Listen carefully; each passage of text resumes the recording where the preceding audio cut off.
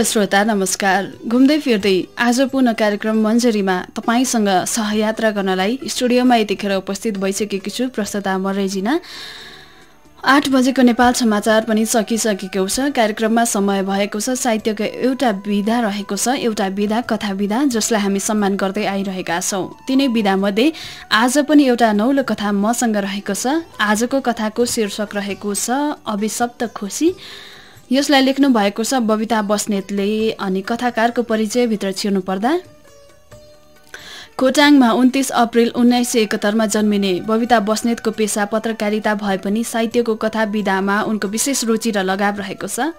उनका कथाहरू 40 को दशकदेखि विभिन्न पत्र पत्रिकाहरूमा प्रकाशित पनि हुँदै आइरहेका छन्। उनको सम्बन्धहीन सम्बन्धहरू कथा सङ्ग्रह प्रकाशित भइसकेको छ। त्यसैगरी नेपाली पत्र साप्ताहिकबाट पत्रकारिता सुरु गरेकी बबिताले हाल घटना र विचारको साप्ताहिकको सम्पादक समेत उनी रहेकी छिन्। सञ्चारिका समूहको अध्यक्ष, इन्टरनेसनल प्रेस इन्स्टिच्युट नेपाल च्याप्टरको उपाध्यक्ष तथा साउथ एसिया एडिटर्स फोरमको सहसचिव जस्ता पदमा रहेर उनी कार्यरत छिन्। बबिताले अन्तर्राष्ट्रिय राष्ट्रिय मञ्चमा मिडिया र महिला सम्बन्धमा थुप्रै कार्यपत्रहरू पनि प्रस्तुत गरिसकेकी छिन्। त यिनै महिला पत्रकार बबिता बस्नेतको कथा अभिशप्त खुसी आज मसँग रहेको छ। कथाभित्र प्रवेश गर्नु पूर्व राख्न चाहन्छु म एउटा चलचित्र विधाको गीत रहेको छ, नाइ नभन्नु ल गीत रहेको छ। यसैको शीर्ष भाकामा आधारित गीत रहेको छ। तपाईँ सम्पूर्ण श्रोताहरूको निमित्त यो गीत।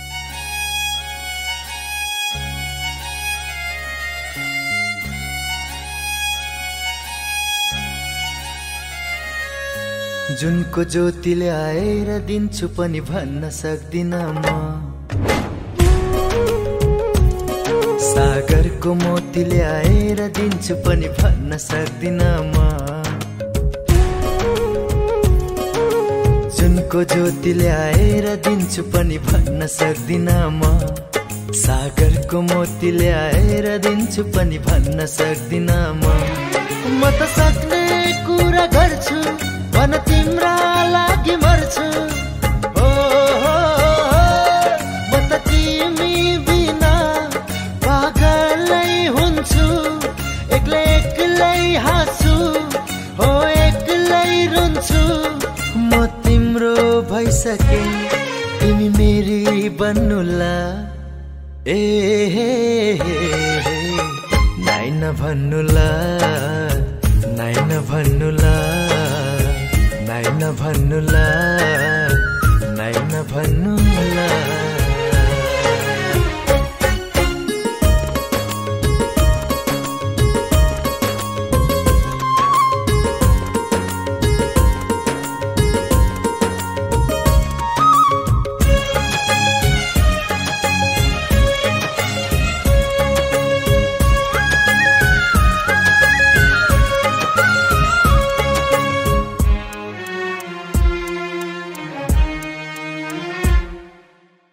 कसम तिमीलाई यी आँखामा राख्छु, मनमा सजाउँछु।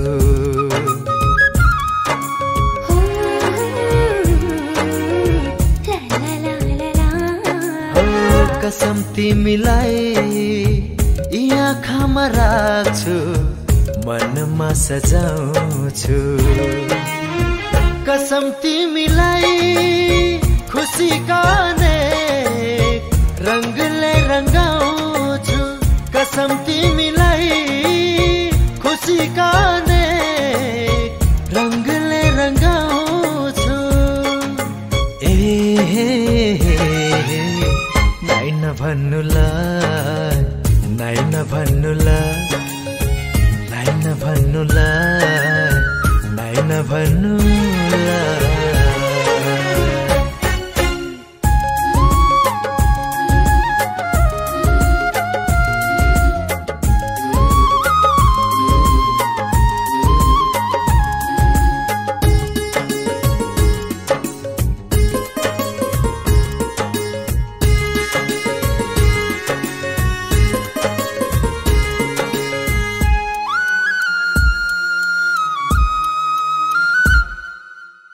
रिसाए पनि म त तिमीलाई फकाइरहन्छु।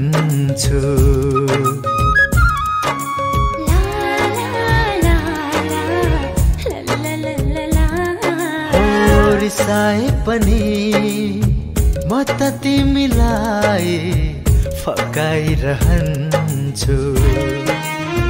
दुःखले होइन माया नै मायाले सताइरहन्छु दुःखले होइन माया नै मायाले सताइरहन्छु ए नाइ नभन्नुला जुनको ज्योति ल्याएर दिन्छु पनि भन्न सक्दिन म सागरको मोती ल्याएर दिन्छु पनि भन्न सक्दिन म त सक्ने कुरा गर्छु भन तिम्रै लागि मर्छु हो म त तिमी बिना पागलै हुन्छु एक्लै एक्लै हाँस्छु एक्लै एक्लै रुन्छु म तिम्रो भइसके तिमी मेरी बन्नुला ए नाइ नभन्नुला नाइ नभन्नुला नाइ नभन्नुला नाइ नभन्नुला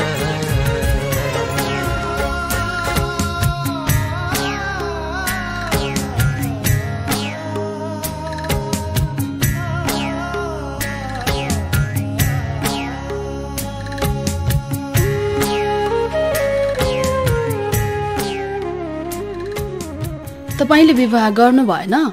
गरिन, इच्छा भएन या अरू कुनै कारणले? अब इच्छा पनि रहेन। इच्छा नभएको पनि त कारण होला नि। कारण सायद समय भएन।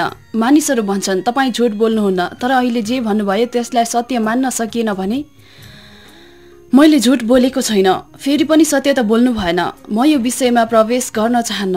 सत्य त बोल्नुभयो, तर किन प्रवेश नगर्ने? यो कुरा मैमा निहित रहन दिनुहोस्। जीवनमा लुकाउनु पर्ने धेरै कुरा हुन्छन् कि खोल्नु पर्ने? थाहा भएन। लुकाउनुको अर्थ के हुँदो रहेछ जीवनमा? सायद यही समाज जसले सत्य बुझ्न चाहँदैन, कदाचित बुझिहाले पनि आफ्नै अर्थमा बुझ्छ। जीवन के हो जस्तो लाग्छ? निश्चित परिभाषा छैन। तपाईँ कसरी जिउनुहुन्छ त्यसमा भर पर्छ। तपाईँका लागि अधुरा प्रयासहरूको थालनी।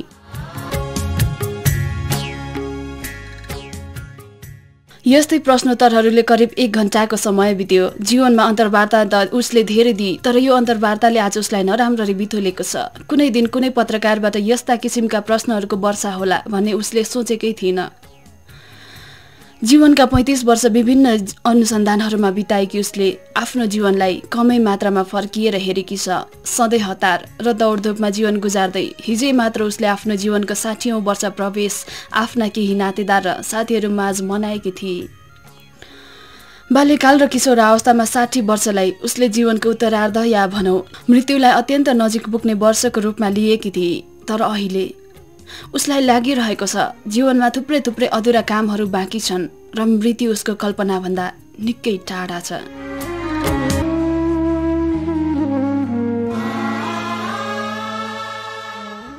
टेलिभिजनमा आएको 1 घण्टा लामो अन्तर्वार्तापछि धेरैले उसलाई टेलिफोनबाट बधाई दिए र अन्तर्वार्ताको प्रशंसा गरे। तर ऊ त्यो अन्तर्वार्तापछि यसरी बिथो लिएकी थिए कि त्यति ठुलो असन्तुष्टि त जीवनमा कहिल्यै पनि भएको थिएन। अन्तर्वार्ताको क्रममा सोधिएको जीवनमा लुकाउनु पर्ने धेरै कुरा हुन्छन् कि खोल्नु पर्ने भन्ने प्रश्नको जवाफले उसलाई आत्मग्लानीको महसुस गराएको छ। प्रश्न आशा गरिएको भन्दा भिन्न थियो, तर जीवन जवाफ दिनै नसक्ने प्रकारको भने थिएन। उसलाई भन्न मन लागेको थियो, सायद लोग्ने मान्छेहरूले सार्वजनिक गर्ने धेरै कुरा हुन्छन् र महिलाहरूले लुकाउने। त्यो नै उसको जीवनको अनुभव थियो, तर उसले यसो भन्न सकिन। आफूभित्र लुकेको एउटा सत्य खुल्ला गर्ने क्रममा उसले कैयन दिन र रातहरू तनावमा बिताएकी छ। तर धेरै मान्छेहरूलाई चिन्ने मौका पाएकी छ। लोग्ने मान्छेहरूप्रति धारणा बनाउने दुस्साहस गरेकी छ। विवाह किन गर्नु भएन? प्रश्न साधारण थियो, तर दिनुपर्ने उत्तरभित्र लुकेको वास्तविकतालाई उसले त्यो उमेरमा आएर पनि व्यक्त गर्न सकिन। उसलाई लाग्छ यदि कसैले म सार्वजनिक जीवनमा भएको कारणले व्यक्तिगत जीवनतर्फ रुचि नै भएन भन्यो भने कि त ऊ ढोङ्गी हो, कि त उसले सोचे जस्तो जीवन नै बाँच्न पाएको छैन। त्यही सोचे जस्तो जीवन बाँच्न नपाएको मानिसभित्र पनि ऊ पर्छे। हरेक मान्छेको व्यक्तिगत जीवनले ऊभित्र कति फरक पारिरहेको र त्यो कति महत्त्वपूर्ण हुन्छ भन्ने उसले अनुभव नगरे पनि राम्ररी बुझेकी छे। जीवनमा खुसी खोज्ने क्रममा कतिपय मानिसहरूका अगाडि ऊ पटक पटक टुक्रिएकी छ, आफूलाई दुखाएकी छ। आफ्नो बाल्यपन, किशोर अवस्था र यौवनका क्षणहरूको सम्झना र विश्लेषण गर्ने क्रममा अहिले उसलाई लागेको छ मानिसहरू कति ससाना कुराहरूमा अल्झिएर अमूल्य समय केवल गुजार्न काम गरिरहेका छन् र यो संसारमा आफ्नो स्वार्थबाट मात्रै निर्देशित कुनै प्राणी छ भने त्यो पनि मानिस नै हो। यो निष्कर्षका पछि उसको जीवनका सारा भोगाइहरू साक्षी छन्।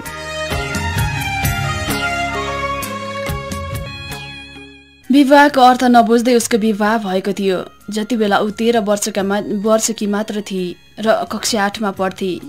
विवाहको भोलिपल्टै लोग्नेले घर छोडेर हिँडेपछि माइतमा बसेर पढाइलाई अगाडि बढाउँदै आएकी उसले श्रीमानले सानैदेखि आफूले मन पराएकी केटीलाई लिएर तराईमा बसिरहेको खबर करिब 1 वर्षपछि पाएकी थिए। उसको विवाह किन भएको थियो र उसले किन छोड्यो भन्ने कुरा न त उसले थाहा पाई न बुझ्ने कोसिस नै गरे। उसका दाजुभाइहरूले त्यो पनि विषयमा चर्चा गरेनन्। बुबाले भने पटक पटक हामीले गल्ती गर्यौं, माफ गर भनेको उसलाई सम्झना छ।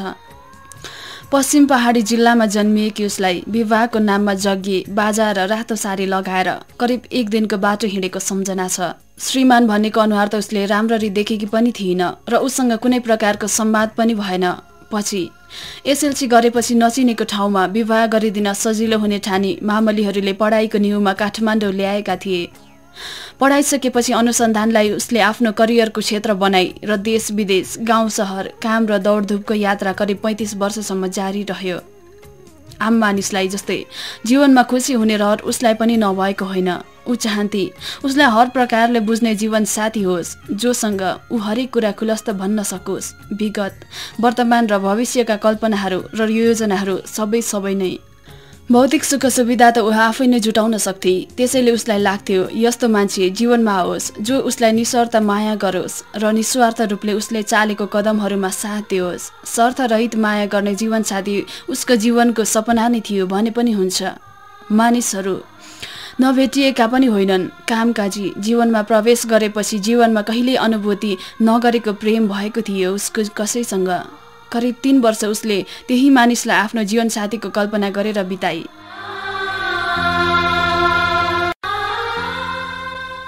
जब उसले विवाहको प्रस्ताव राख्यो र ऊ खुलस्त हुन चाही र आफ्नो तीतो यथार्थलाई अगाडि सारी, मेरो 13 वर्षको उमेरमा विवाह भएको थियो। मात्र उसले के भनेकी थिए, तिमी यति ढोंगी हौली भनेर मैले सोचेको पनि थिइन भन्दै विभिन्न लान्छना लगाएर तत्कालै उसले सम्बन्ध टुटेको घोषणा गर्यो र त्यहाँबाट हिँड्यो। त्यसको 2 महिनापछि केटाको विवाहको निम्ता उसले पाएकी थिए। त्यो पीडाबाट मुक्ति पाउन उसलाई वर्षौं लाग्यो। यात्रामा एउटा अर्को मान्छे पनि भेटियो जो उसलाई दिनको एउटा प्रेम पत्र लेख्थ्यो र ऊ बिना बाँच्ने कल्पना पनि नगर्ने कुरा गर्थ्यो। जब उसले आफ्नो विवाहको लागि काम छोड्नुपर्ने शर्त राख्यो, ऊ छाँगाबाट खसे जस्तै भई। उसँग सायद त्यति धेरै निकटता महसुस गरेकी थिइन, त्यसैले त्यति ठूलो अर्थ राखेन जीवनमा। उसको उपस्थिति र अनुपस्थितिले जसले उसलाई मन पराउँछु या प्रेम गर्छु भने तिनीहरू सबैमा उसले कुनै न कुनै स्वार्थ देखी। उसलाई लाग्यो कसैले उसको कामलाई मन पराए, कसैले अनुहारलाई, कसैले सम्पत्तिलाई त कसैले यौवनलाई। जुन प्रकारको प्रेम ऊ चाहन्थे कहिल्यै महसुस गर्न सकिन। जीवनसाथी त ऊ यस्तो चाहन्थे त्यस्तो प्रकारको छाया पनि देख्न पाइन। तर ती सबैमा एउटै कुरा समान के रह्यो भने उनीहरू खुलेर पूर्व प्रेमिकाहरूको कुरा गर्थे। तिनको कुरा गरेर खिल्ली उडाउन र भावुक हुन स्वतन्त्र थिए उनीहरू। जीवनको पछिल्लो चरणमा विवाह असफल भएका र पत्नीको देहान्त भएकाहरूसँग समेत नातेदार र साथीहरूले उसको कुरा चलाए। तिनमा पनि उस्तै प्रवृत्ति देखियो। कसैको स्वास्नीको आलोचना गरे, कसैले बुढेसकालमा सहाराका लागि विवाह जरुरी भएको बताए। आफ्नो विगतका विषयमा उनीहरू खुलस्त रहे र ऊ सधैँ खुम्चिरहे।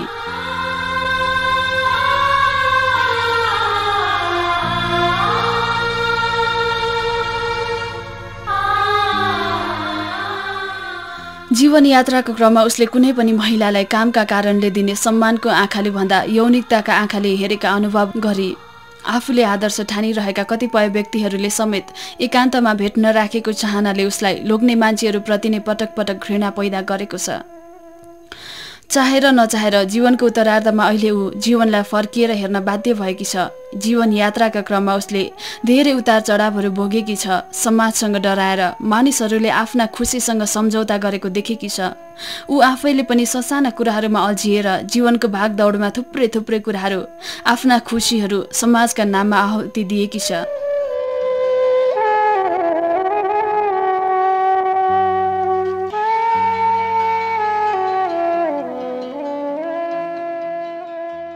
बाँचुन्जेलको खुसी एउटा सुन्दर अनुभूति बनोस् भन्ने ऊ चाहन्थे। मृत्युसँगको भए पनि उन्मूलन गर्न सक्ने खुसीको अपेक्षा गरेकै कारणले होला सायद उसले व्यक्तिगत जीवनमा त्यस्तो अनुभूति कहिल्यै गर्न पाइन।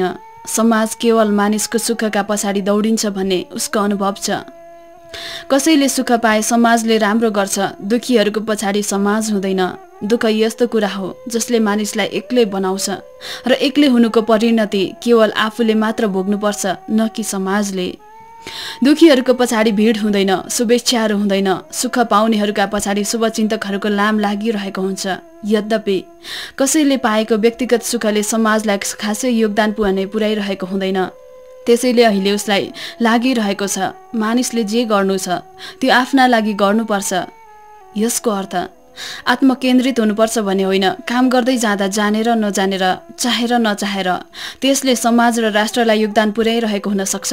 कतिपय अवस्थामा मानिसले जीवन बाँच्ने क्रममा केही गर्दा गर्दै त्यसले स्वतः समाज र राष्ट्रलाई योगदान पुर्याइरहेको हुन्छ।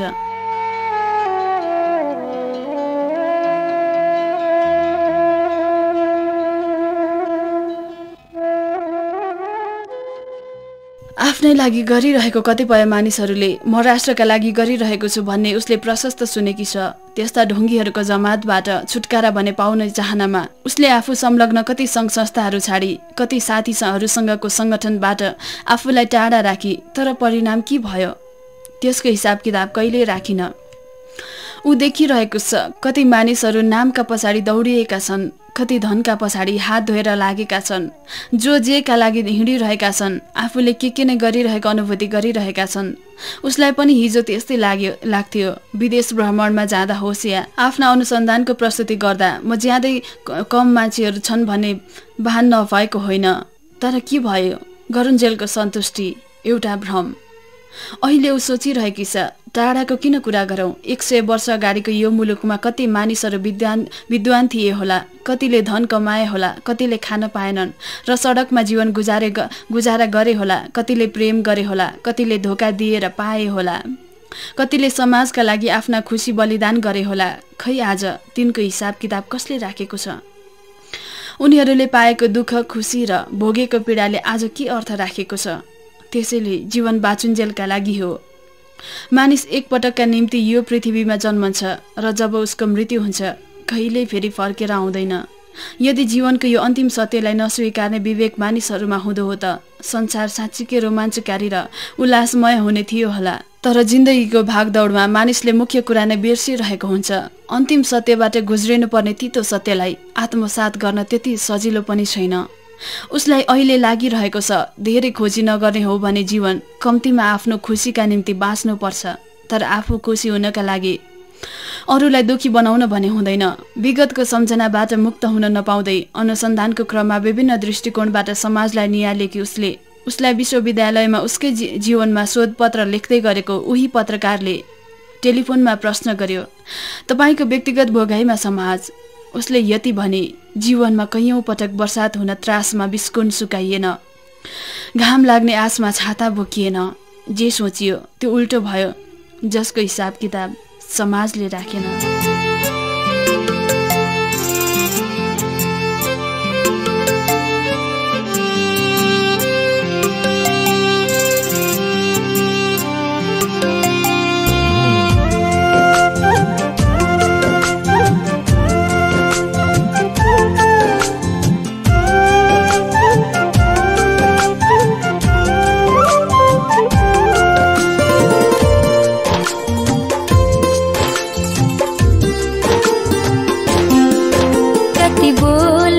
पछुताउँछन्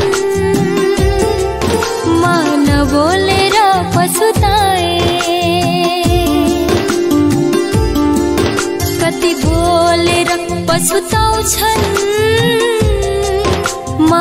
नबोलेर पछुताए खोल्नै पर्ने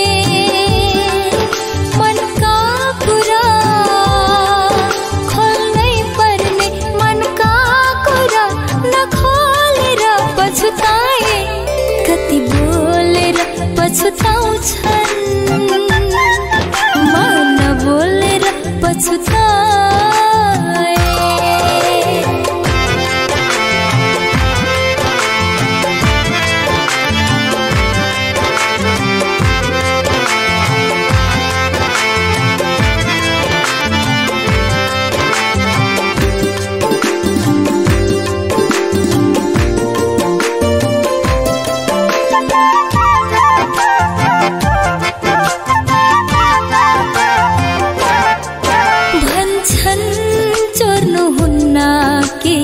एउटा मन सिवाय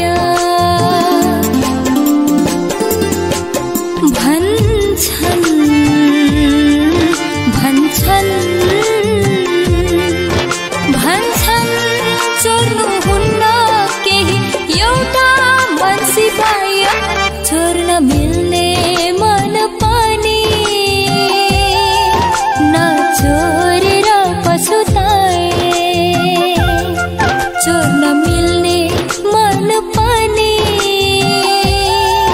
नचोरेर पछुताए खोल्नै पर्ने मनका कुरा खोल्नै पर्ने मनका कुरा नखोलेर पछुताए कति बोलेर पछुताउँछन् बोलेर पछुताए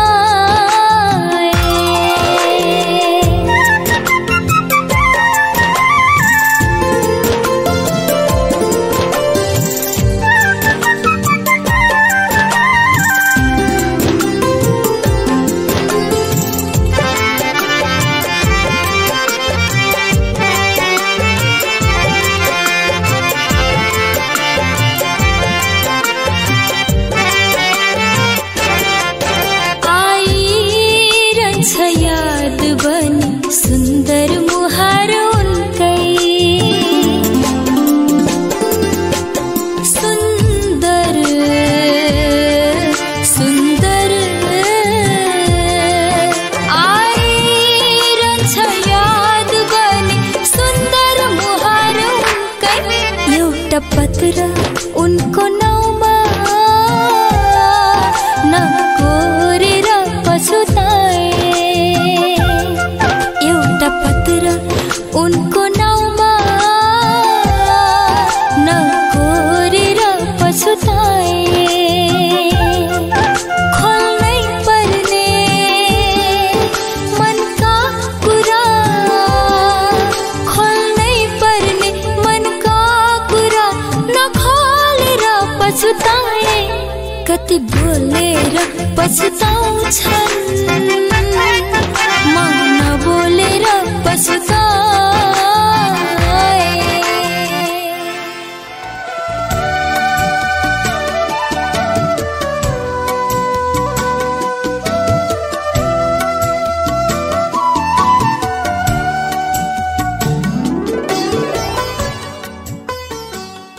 हजुर कति बोलेर पछुताउँछन् कति नबोलेर पछुताउँछन् गजल गीत सुनिसक्नु भएको छ यहाँहरूले।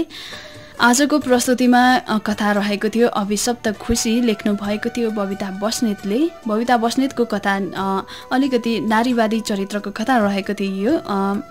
सम्पादकीयमा अलिकति लेखिएको छ बबिता बस्नेत पत्रकारिता र नारीवादी अभियानमा सक्रिय रहेकी साहित्यकार हुन् अथवा पत्रकार पनि हुन् उनी भनेर लेखिएको छ।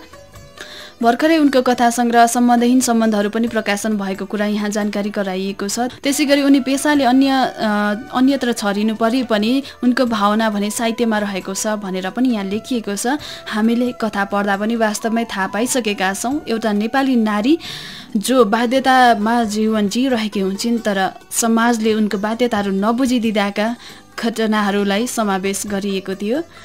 जीवन जिउन हजारौं बाध्यताहरू व्यवस्थाहरूलाई छल्दै जानुपर्छ तर त्यही तितो यथार्थ जसलाई समाजले पचाउन सक्दैन ती तितो यथार्थ जो घट्छन् समाजमा घटिरहँदा पनि समाजले आफूले पचाउन नसकेर दायाँ बसेर हेरिरहन्छ। तिनै घटनाहरूलाई समावेश गरिएको कथा रहेको थियो आजको कथा अभिशप्त खुसी। जे जस्तो भए पनि जीवनलाई सम्झौताभित्र गाँस्न सके जीवन साँच्चीकै सुन्दर हुन्छ भन्दै आजको बसाइबाट छुट्टिने बेला भइसकेको छ। सुनेर साथ दिनुहुने तपाईँ सम्पूर्ण श्रोतालाई हृदयदेखि नै धन्यवाद भन्दै आजको यो बसाइबाट म रेजिना पनि छुट्टिने अनुमति चाहन्छु। बिदा दिनुहोस्। नमस्ते, शुभरात्रि।